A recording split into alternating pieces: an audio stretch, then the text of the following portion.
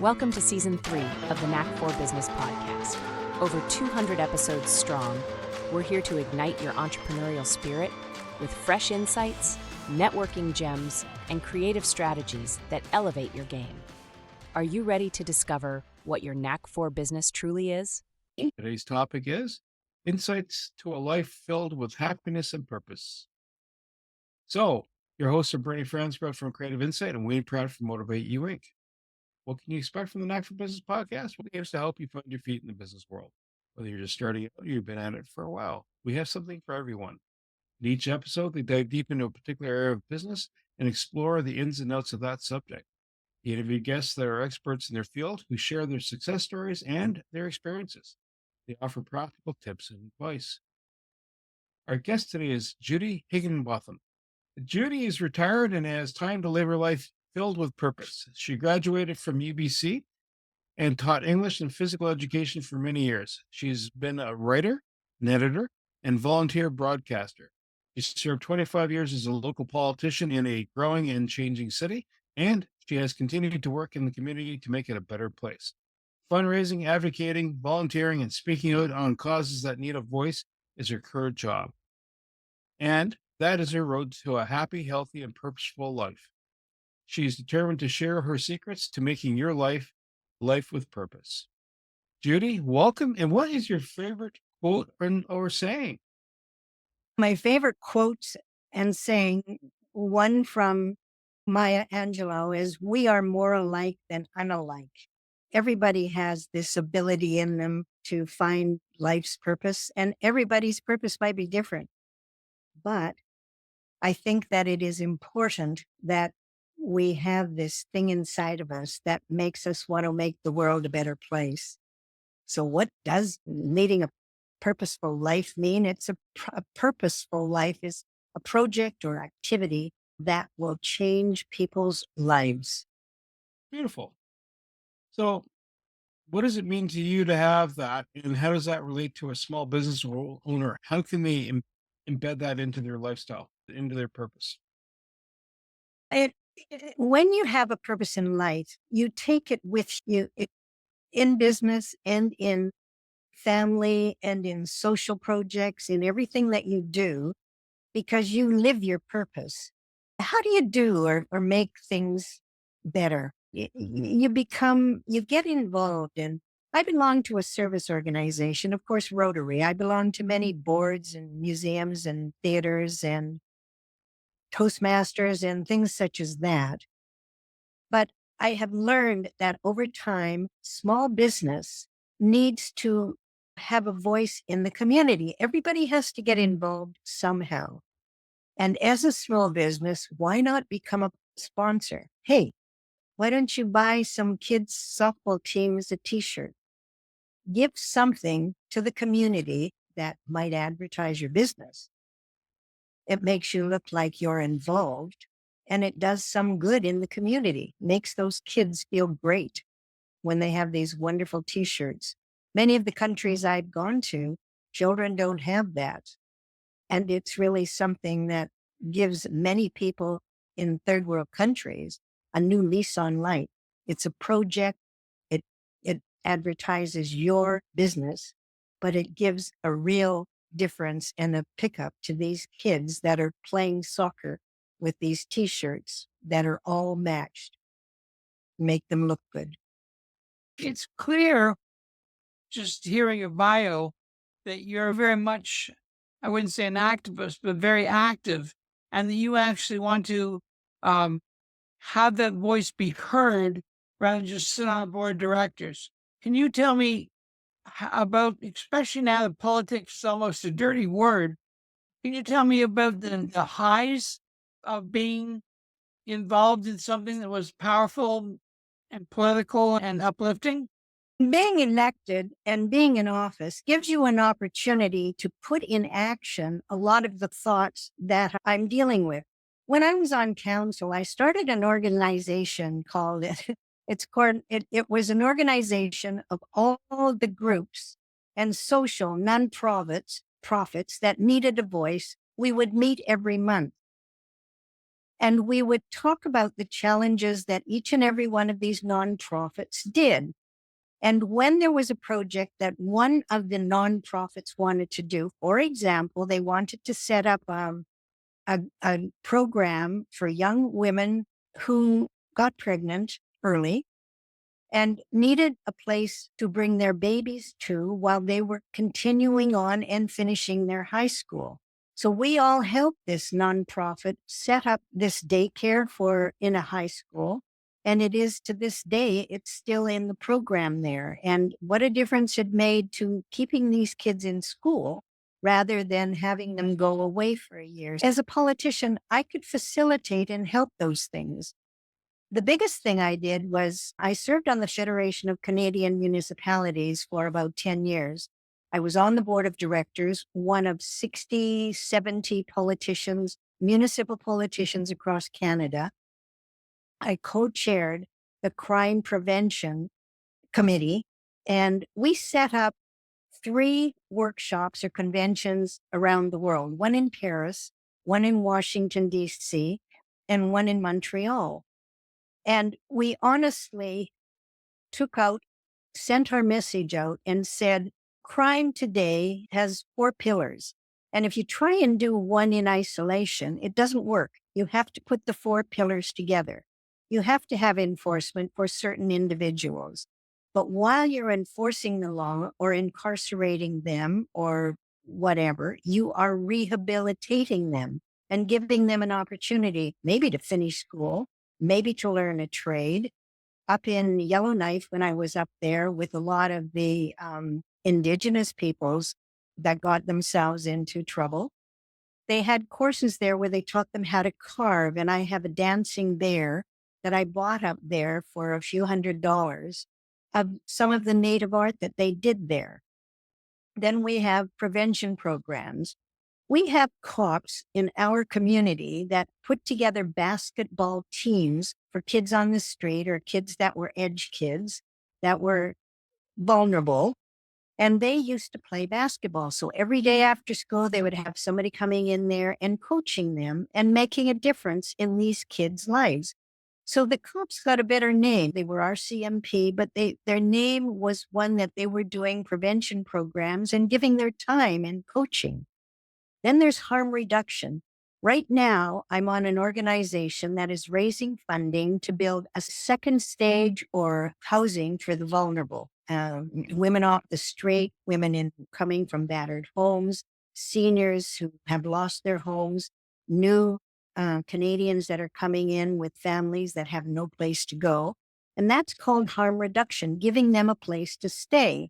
Also, needle programs. We've got a new program happening in British Columbia, and it's delivering drugs to certain people who are housed, who are trying to stabilize their lives and clean up their lives. All of these work, and it works in a crime prevention programs. This is what we tried to learn about. I gave workshops on it, and I received a national award for it from the Solicitor General, nominated by my peers, and it made me feel good. But what made me feel best was we were making a difference in kids' lives. And that is so important today. So important. It's important in our society, and it's important in Nairobi, because where I just came back from, we had set up one of the Rotaries from California in Redondo Beach has set up 8 water projects in the southeast of Nairobi, Kenya, in Ruma Bay and Misogore. And they're giving fresh water to people in Kenya. And in Kenya, the whole idea was to put clean water there because the infant mortality in Kenya is extremely high. And it's high because of 2 issues. One, catching airborne diseases like malaria, but also gastrointestinal diseases, which they suffer from, and they just don't make it. If you make it past about 5 years old, then you're set for the rest of your life. At least it gives you a good program. But these are so important. And all of those projects have a purpose. The program that I was on, or the trip that I was on to Nairobi, was really a humanitarian trip to review. We took books and soccer balls to some of the schools and gave them to the school children. We celebrated a pump that gave them fresh water at the school. We then planted a tree and we talked to the kids and exchanged many comments with the teachers and the children. And it was very uplifting because we're making a difference in people's lives. We're living a purposeful life. And at my age, that to me makes sense. Doesn't it to you? Absolutely. One thing that I see in coaching is people have two things where they either are growing their business or they're on the mountaintop somewhere in a pole, and they don't see that purpose can be themed into their life quite organically. And I was wondering if you had seen that, where people didn't get to purpose until after they had that crisis where the choices they were making weren't fulfilling them. When in our society, yeah, there's a lot of people that are making the wrong choices. And it's our job, I think, in society to help people get beyond that. And if they are punished for whatever they did wrong, then we've got to help them get through that. And rehabilitation is not as solid and as, shall we say, available as it should be. But I've read a couple of books. I'm an avid reader, and we have a lot of our indigenous peoples now that have come out of a very difficult childhood and in a bad teenage year where they got into a lot of bad stuff. But there was always somebody along the way that helped them out of it. And this could be somebody that is working in that job in a prison that makes them and coaches them and mentors them and gets through. And they're just helping and doing an important thing within their job, but also within their life, because that's part of their being, is to make sure that the people whom they think are going to get through it and who need the help get the appropriate help. This one person that was into drugs heavily, alcohol, did go into prison, did find somebody who mentored him, encouraged him, got him through a university degree. He's now serving at a university in Manitoba, I believe, and consulting on Indigenous affairs in that university. So he's got his PhD at this point. So some of these people, if they have the right opportunity and the right help behind them, and this is business, this is in your profession that you are doing this, you're doing above and beyond. As a teacher, I always did that. I was a phys ed teacher. I coached kids in sports. I taught team sports. I taught softball, soccer, track and field, and so many organizations. Then from my English class, I took my briefcase home because I then marked papers, but I also taught public speaking and debate after school. There was always something else I had to do.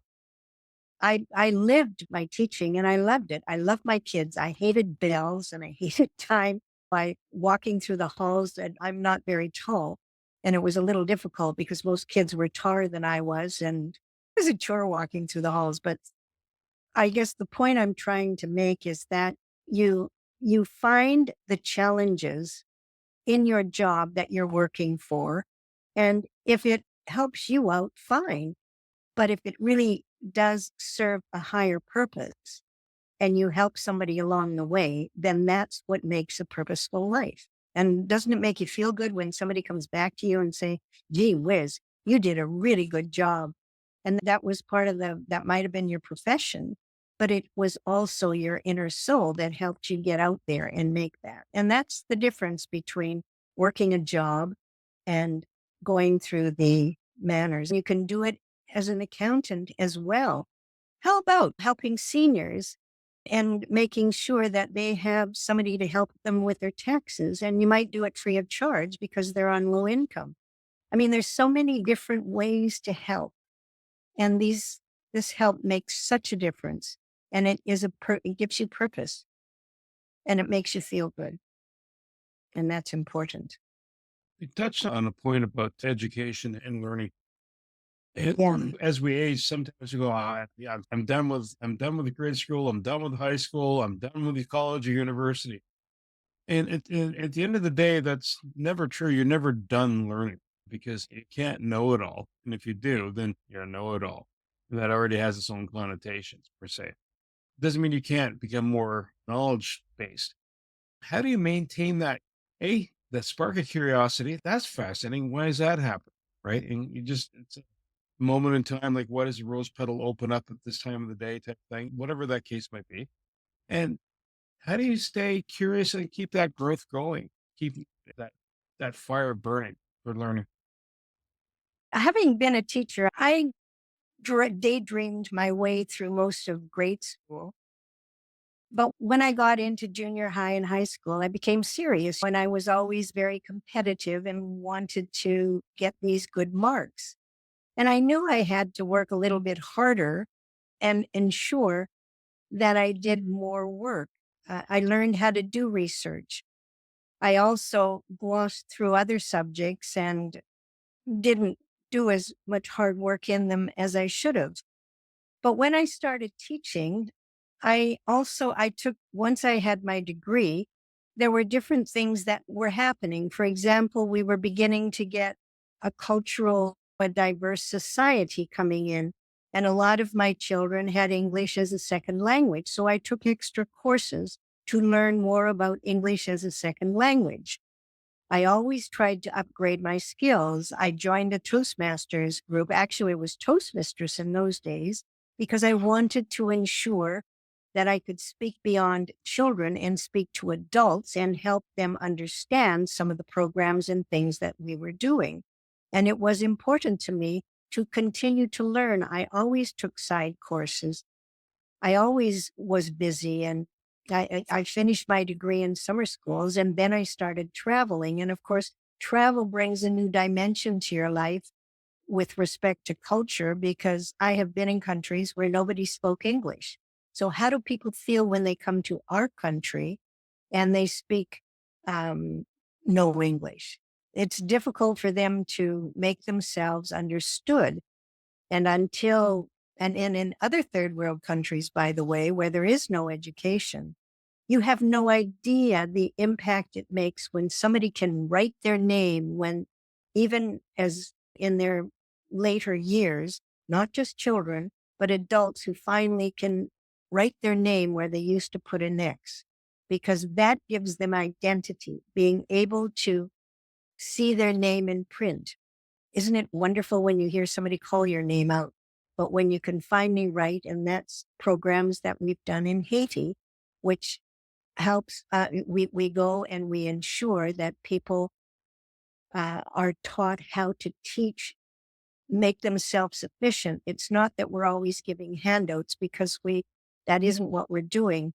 We're giving them a hand up in a way that we tell them and teach them how to run their own schools and become teachers in their own areas. And that's really important in many of the third world countries that we go in.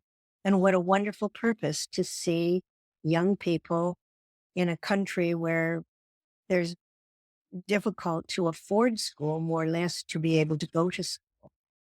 That's important. And that's meaningful. And that again is a Rotarian thing. The trip I was on was humanitarian in nature, but we also have a program that we're doing in Guatemala, and this is in the schools, and we make sure they have books, they have papers, they have backpacks, they have all of these things to make them feel like a real school children. Then we get into challenges dealing with young women, because young women in many of the poverty countries, the male is superior to the young girls, and the young girls go to school until then they reach maturity at a certain age. And that can happen from 9 years old to about, 10, 12, 14. And then because of the menses coming on, they don't go to school because they don't have private washrooms. They don't have any ability to go. So they finally drop out, and young women don't finish school there. So we learn about the problems happening in third world countries. and we try and help them stay in school. We've built more washrooms. The Rotary has done that in certain schools in certain remote areas. And these are areas, and we have to educate people on how to educate their young girls coming up, to empower them, to give them a little more sense of self and their abilities to prosper if they do get an education, if they do get a trade. And it's very difficult in some countries. We have a sewing project we do in India. There's other ones that I've heard in Nairobi and some of the third world countries that give young women the opportunity to sew. They also learn crafts. You've heard of 101 villages or Mhm.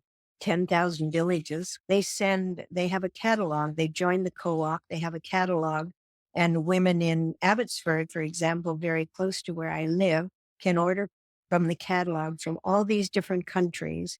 And they set up this shop, and all the money goes to charity or a small business other than expenses. And it's a wonderful way to share the crafts of different countries, but it's also giving these women a job and the ability to make a living. It's really important. And in our society too, empower women.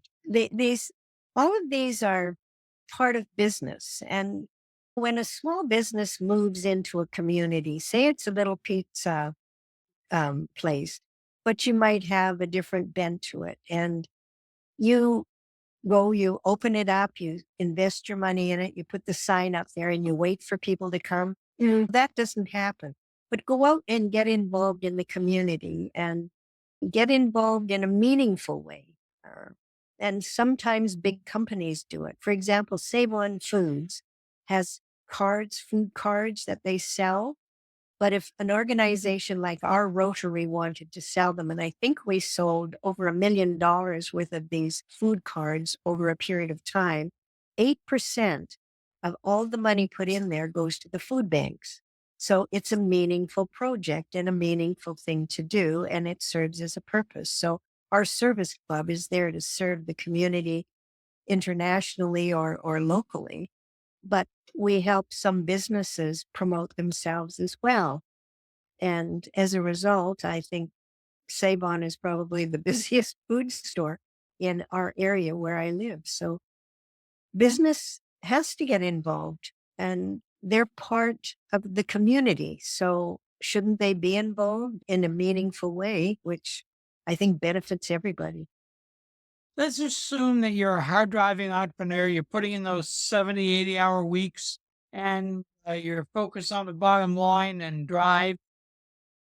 How do you get aware of those nudges that there may be more to life? What are some signs that maybe you've thought of, maybe you haven't, but what are the signs that you would tell these people they may be missing something? If you're a businessman or woman and you are going into a business, you probably have a plan or a strategy, or you set your goals and you set your objectives. And every time you do that strategy or that plan, you should always have down at one area service to community, service to business, all of those things.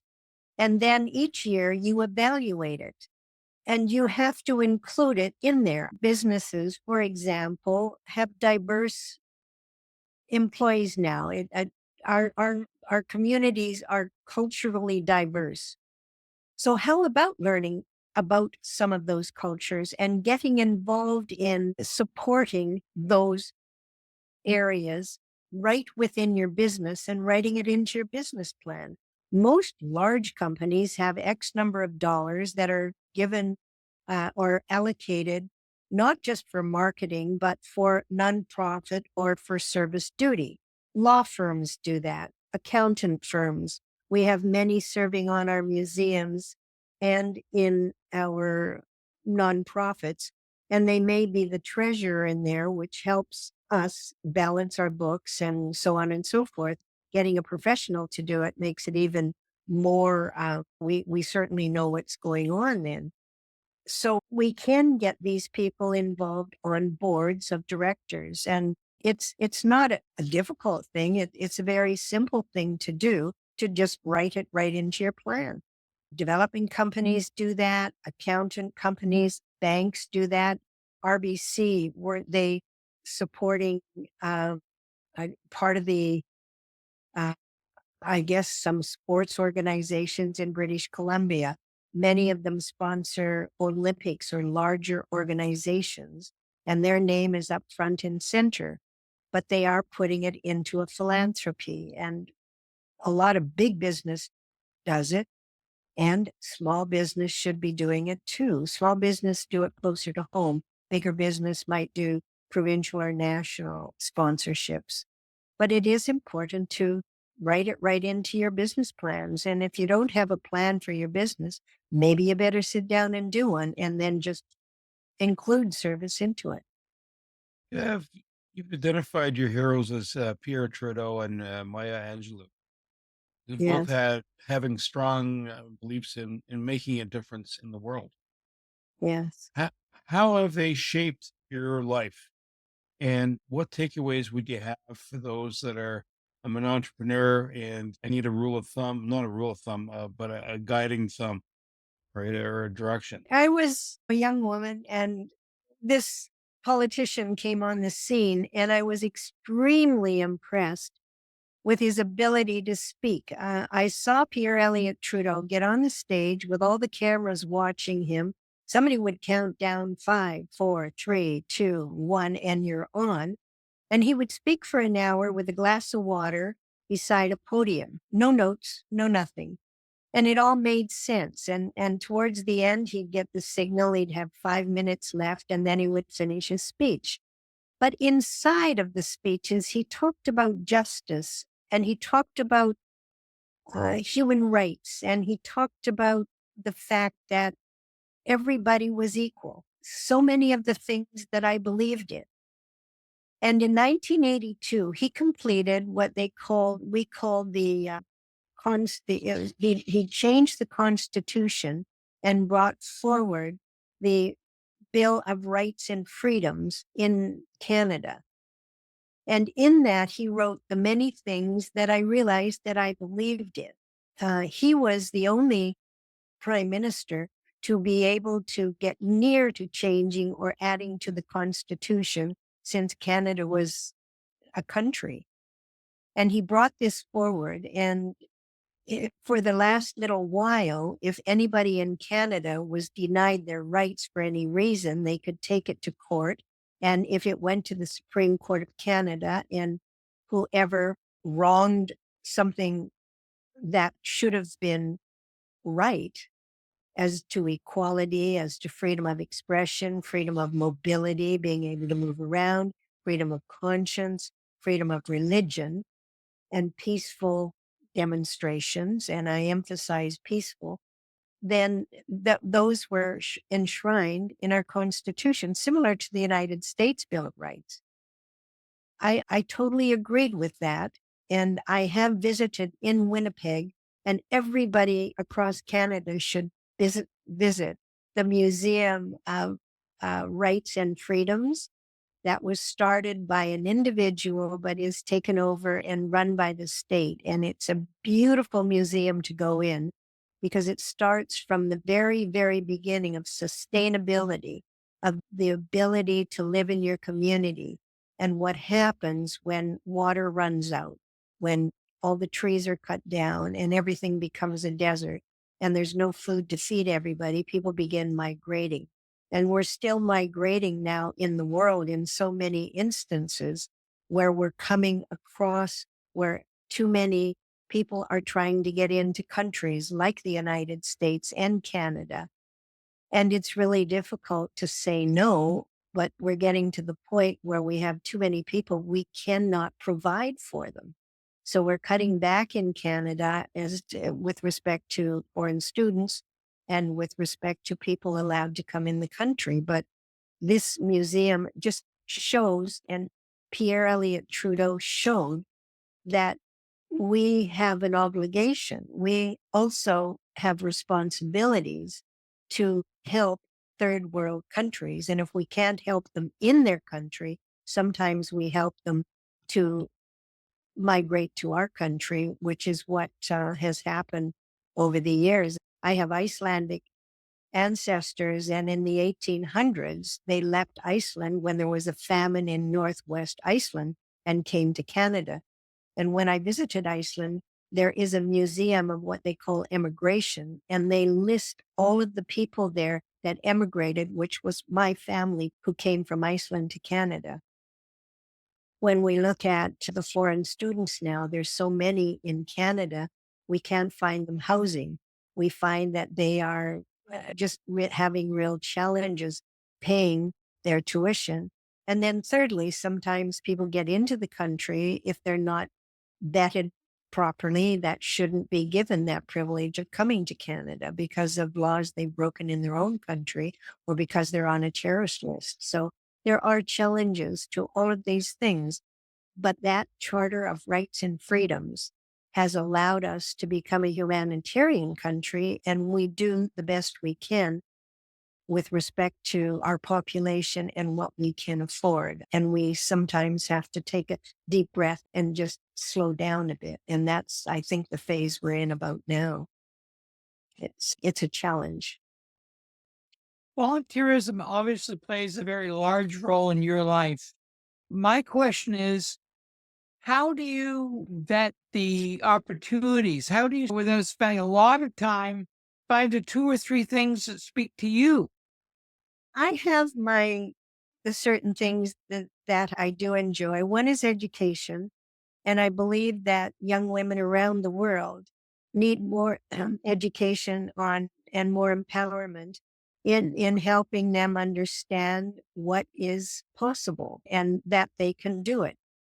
The Olympics this time in Paris, I watched a lot of them, and I was really overwhelmed when they had a list of challenges that they wanted to match. Number one was to make sure that they had less emissions in this Olympics than any other Olympics. And they did that, 50% less than the Olympics before. They cleaned up, at least they said they did, the Seine River. They also had nutrition, proper meals, and nutritious lunches and food. Not always kids like pizza, even sports people. And it was 10,000 athletes there. 5,000 were women, 5,000 were men. And they brought in younger people coming in there. And they set an example, I thought, around the world of what you can do when you try and bring in and make equality happen. And I thought they did a grand job. Of course, they made mistakes. Of course, the transit broke down. Of course, the river went back and forth and whether it was polluted or not.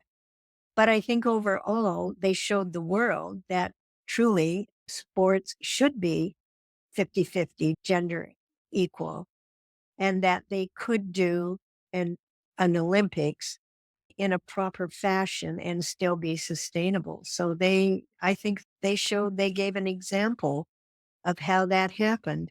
And they brought a little love into the world. That was Paris, the place of love and so on and so forth. And the camaraderie between the young athletes, I think, was admirable. When the young gymnast from the United States took second place to the Brazilian, I believe it was. And then when they were on the podium, they bowed down to them and were very gracious. It was a good example of the way the world should be. And I think that people for a while forgot the war in Ukraine and forgot that what was happening in Israel and Palestine. And those are things I guess from Maya Angelou, when she says we are more alike than we are unalike, when you see these young people there and embracing each other from all over the world, 93 countries, I guess, were there. To me, it is possible. It's very difficult. And that's why peace and democracy building is very important to me, because we always have that common denominator. Every person in the world would like to have a life. They would like to have a family. They would like to have enough food to eat. They'd like to be happy.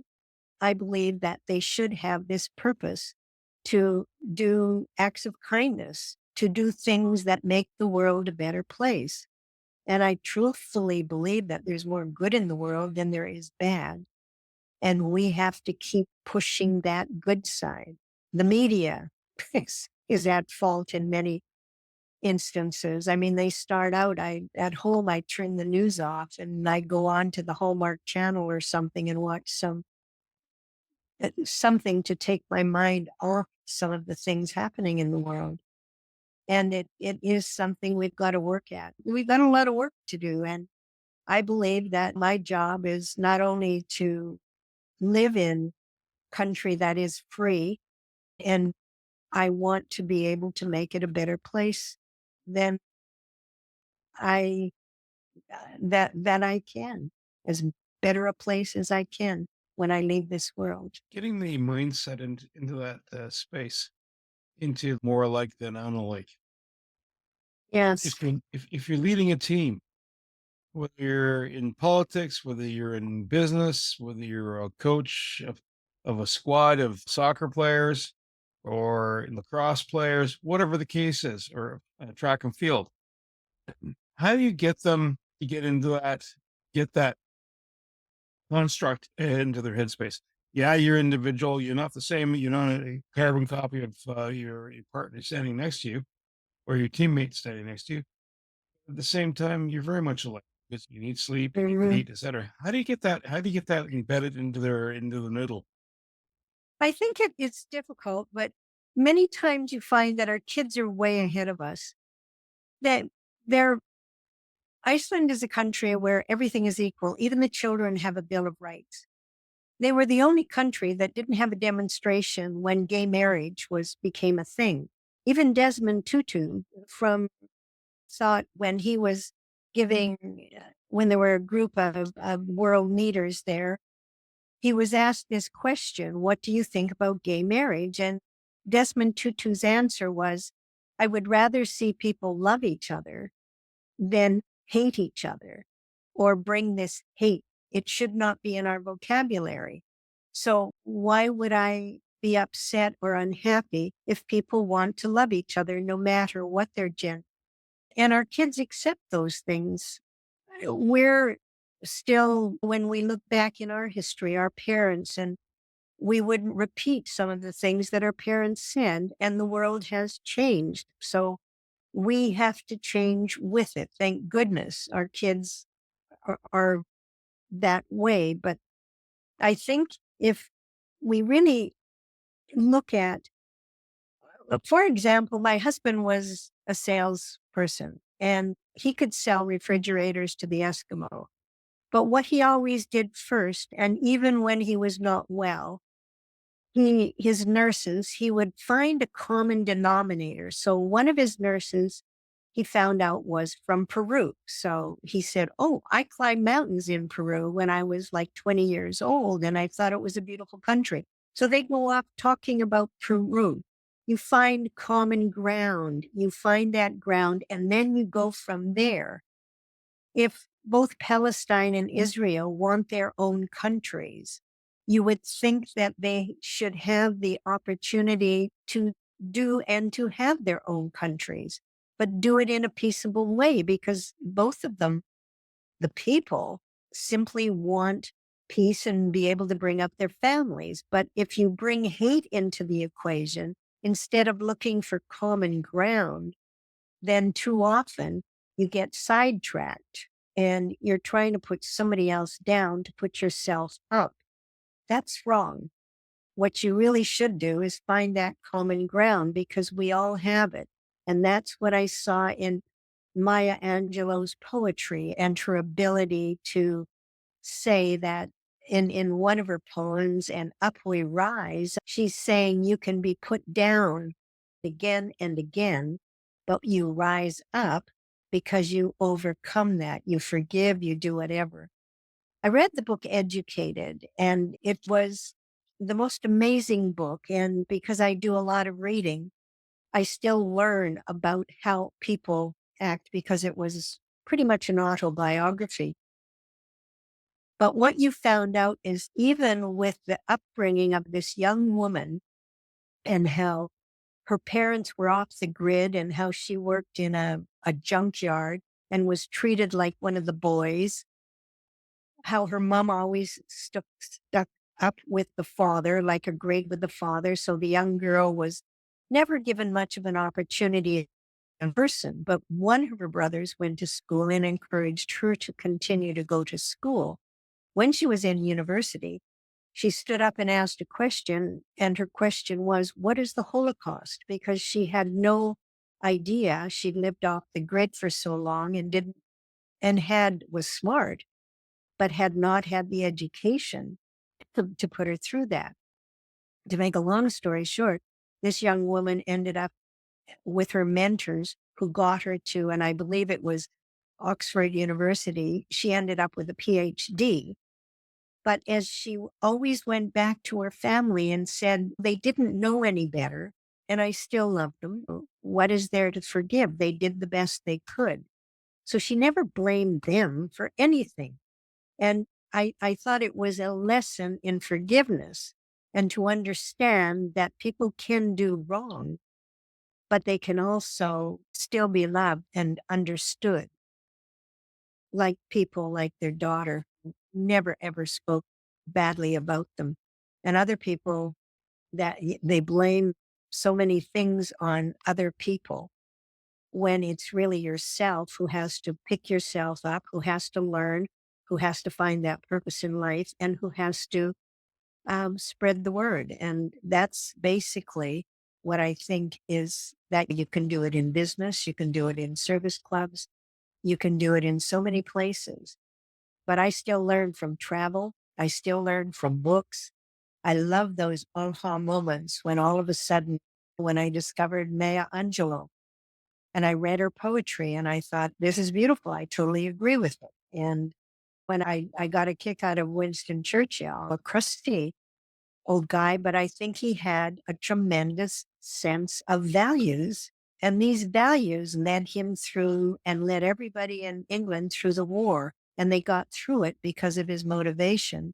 And the only person I think who supported him at a certain point was the King of England at one point when the king said, go ahead and do it. I'm with you. And so he did, even though Chamberlain and so many other people were very much against. They wanted to deal with Hitler. They didn't want to fight Hitler for their freedom. And Churchill turned out to be right. So you don't always have a crowd cheering you. And, the majority is not always right in politics. The majority can be led around the corner and into a rabbit hole, as they did in McCarthyism, in some of certainly the war with Hitler, this master race concept, the conspiracy theories. These are very deep subjects beyond my control, certainly, but I don't have to believe in them. And I certainly have to figure out a way to fight them, but you fight them at the beginning. What is it? It was the Nuremberg trials, and I think it was a Spencer Tracy movie. And Burt Lancaster was a lawyer who worked with the Nazis, and he had gone through and was incarcerated and put in prison for his war crimes. But the line in the movie that made sense to me was when Burt Lancaster said, I didn't think it would go that far. I didn't think it would happen. And I just did that when I did that one area. And Spencer Tracy looked at him too and said, the first person you put into jail that did not deserve to be put into jail was the beginning. And once was enough. And it just carried on from there. So once you make those mistakes, it's very difficult to come back out of them. And again, we're getting into a dark hole. I'm trying to say, why are people happy? They're happier when they do the right thing and when they see the right things happening in society. And there's some very dark spots in the world, but there is more good in the world than there is evil. And I believe that sincerely. Judy, there seems to be, an awareness I have that niceness is often confused as transactional, where it's about trying to lubricate what you want to happen rather than a real desire to serve or bless. How do you go beyond the transactional aspect of playing nice?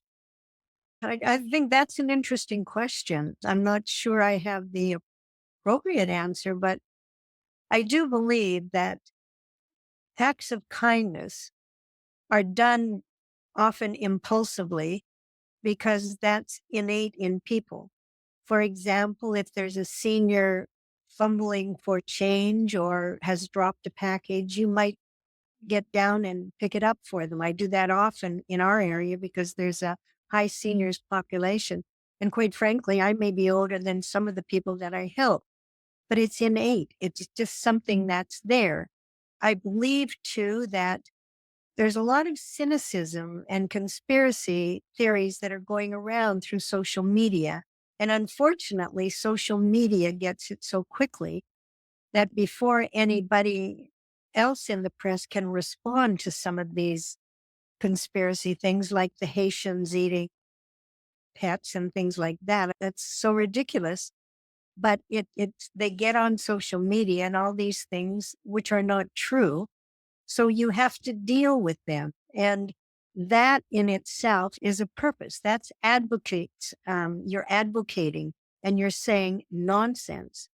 It really and truly is beyond my comprehension sometimes with some of the stories that do go around. And what happens when I see them, and I used to do this a lot, I would hear gossip going around, or I would hear a lie circulating for some purpose.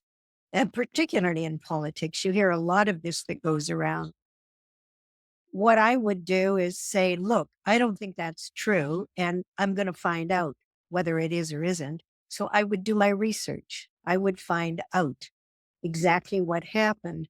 There was media circulating that the young Justin Trudeau was hated in the United Nations for having brought in the emergency services in Canada. Quite the contrary, there were two MPs or people in third world countries who stood up and spoke against him because they believed that he had done something wrong, but they were arch right countries and criticizing him. The other hundreds of people in the United Nations Assembly that day got up and applauded him. But the story that came out was totally wrong. So part of advocating and is making sure the right messages come out. And that's why I do a lot of reading and a lot of research and try and make sure that what I am saying is truthful. Now that's my truth. It isn't everybody's truth. And you have to understand that people have the right to freedom to say what they want, but fact checking is important. And if I see something wrong, then I speak out and what I believe in. But I don't have to put anybody else down because of that. And that's why I think is important is that if you believe in something, you believe in that and you tell people why you believe in it, why it's purposeful. You don't have to put somebody else down to do it. You used a key word in that whole in describing that whole thing, gossip, right? And in a small environment, small space, whether it's between a clutch of people, whether it's school, neighborhood, some of the gossips, and it's hot air.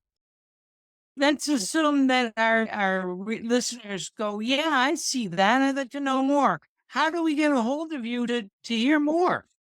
I have to tell you that I've had so many face pages and Twitters and things like that, and they've all been hacked. I in Facebook once, I was going through some of the requests because I've stopped signing people in because they get these weird emails from me, was when my name came up to join my face page. And I thought, okay, this is, and at least Facebook, they recognized it. Somebody reported it. But anyhow, I've cut back, but I am on LinkedIn there. And certainly I trust that website.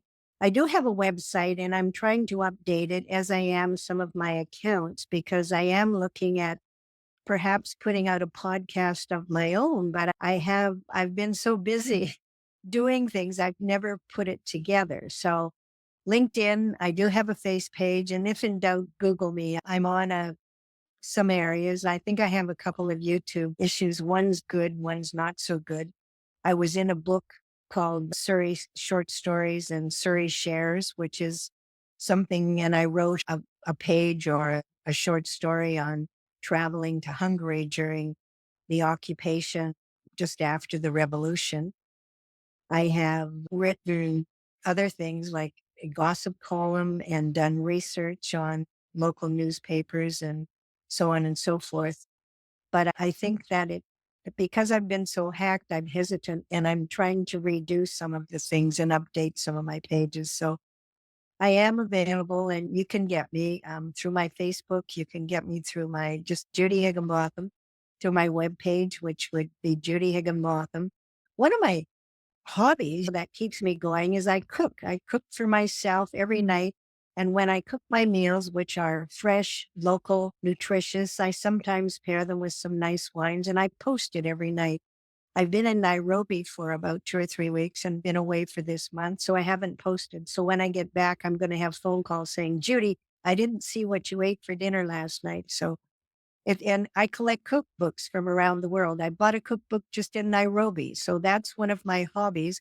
And I get a lot of pleasure out of it because it keeps me healthy, maybe a little too rounded in some places, but nonetheless, it's positive. So, I want to say and thank you meaningful. to I want to say thank you to Judy Higginbotham, my co-host Wayne Pratt, and you, the Knack for Business listeners.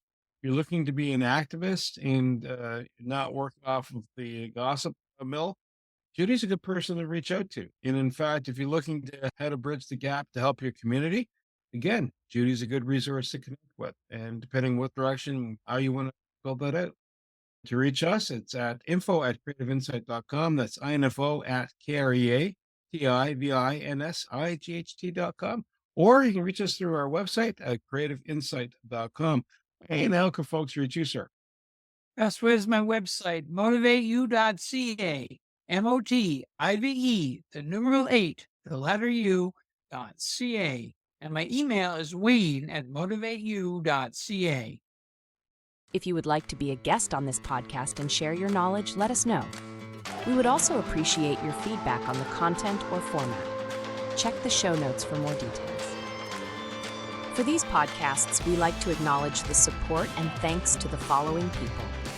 Carl Richards from Podcast Solutions Made Simple, a renowned podcast expert. Fred Crouch, who is the Property Wizard podcaster, where Bernie is a co-host. Jovan Strika from Hive, a co-working space that is more than just a space. Then Melanie Weber, Bernie's invaluable business partner, and Wayne Pratt from Motive 8U Inc., who serves as both a coach and co-host of these podcasts. Disclaimer: please note that the Knack for Business podcast episodes are meant solely for educational and general informational purposes. The information and opinions contained within are not intended to be professional advice on any subject matter. The thoughts, views, and opinions expressed by the participants are their own personal beliefs and do not represent the views of the podcast hosts or any affiliated organizations. It is important to note that this podcast is not a replacement for consulting with certified experts in your area who possess knowledge of your unique situation. The hosts of the podcast, along with any participants or affiliated groups, do not take responsibility for any actions taken or not taken based on the information presented in this episode. It is highly recommended that individuals seek guidance from their own personal advisors in fields such as accounting, law, or other pertinent areas prior to undertaking any actions or making decisions that may impact their financial, legal, or other aspects of life.